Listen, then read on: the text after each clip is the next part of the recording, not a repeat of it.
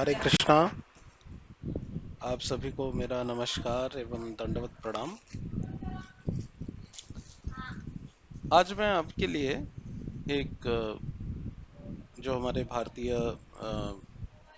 System में बहुत ही भेदभाव और जाति प्रथा को बहुत ही खराब बताया गया है, तो इसके बारे में मैं आपको कुछ शास्त्र सम्मत बातें बताना चाहता हूँ और साथ ही साथ इसका एक साइंटिफिक इवैल्यूएशन भी करेंगे। इसके साथ ही साथ इसमें एक हम फिलोसॉफिकल टच भी देंगे, जिससे आपको ये बातें पूरी तरह से क्लियर हो जाएं कि ये जाति आखिर बनाई क्यों गई, इसका उपयोग क्या था, क्या कारण था कि ये जाति निर्मित की गई। अच्छा, सबसे पहले आइए शुरू करते हैं।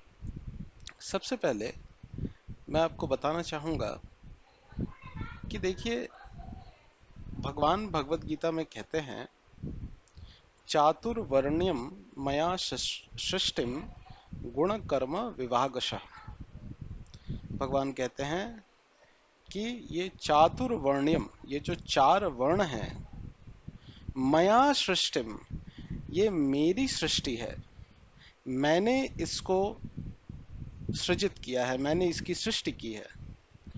किस आधार पे? अब आगे बताते हैं। गुण कर्म विभागशः, गुण और कर्मों के आधार पर उसका विभाग किया गया है। जो इंटेलिजेंट क्लास है, जो इंटेलेक्चुअल क्लास है, भगवान ने उनका विभाजन किया ब्राह्मणों के रूप में।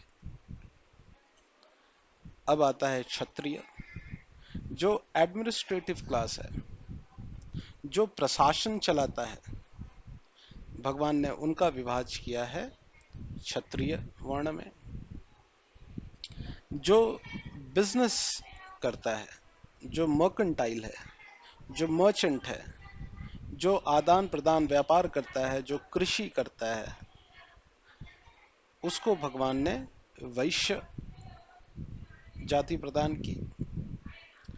और सबसे अंत में भगवान ने शूद्र वर्ण बनाया।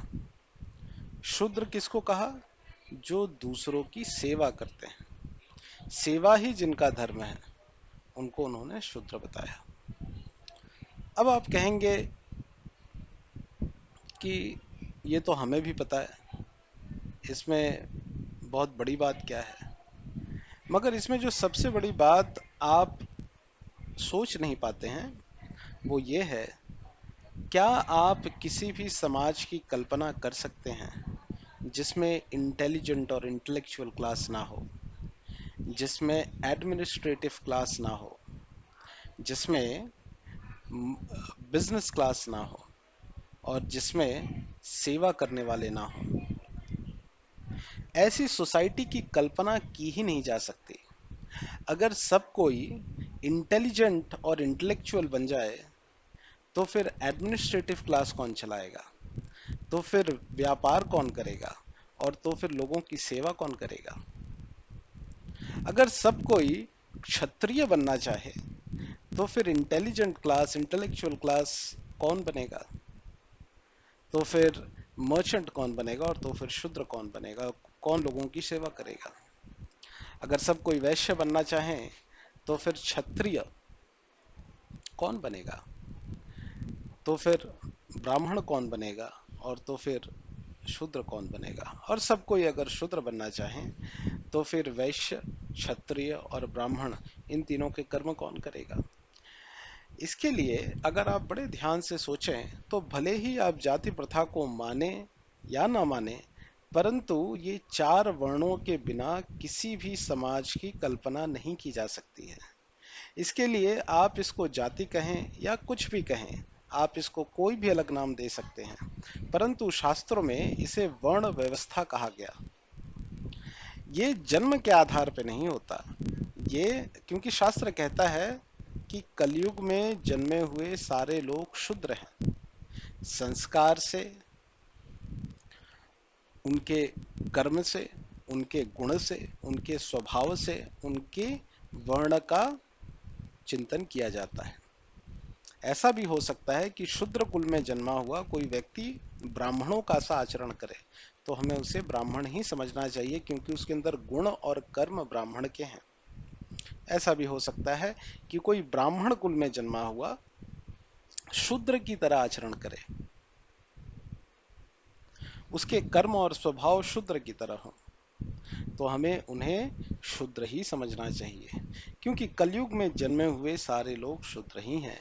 केवल अपने गुण से, कर्म से, स्वभाव से और द्विजातीय संस्कार इत्यादि से वो ब्राह्मण, क्षत्रिय, वैश्य, शूद्र में आते हैं। मैं आशा करता हूँ कि आप लोगों को ये बात पूरी अच्छी तरीके से समझ में आई होगी। अगर इसमें कोई भी आपको क्वेश्चन हो, कुछ भी आपको जानना हो, तो आप नीचे कमेंट कर सकते हैं। अगर आपको ये बात मेरी अच्छी लगे तो इसको आगे आप और शेयर कर सकते हैं। आपका बहुत बहुत धन्यवाद। गुरुवे गौरचंद्राय राधिकाय तदालये कृष्णाय कृष्ण भक्ताय तदभक्ताय नमो नमः।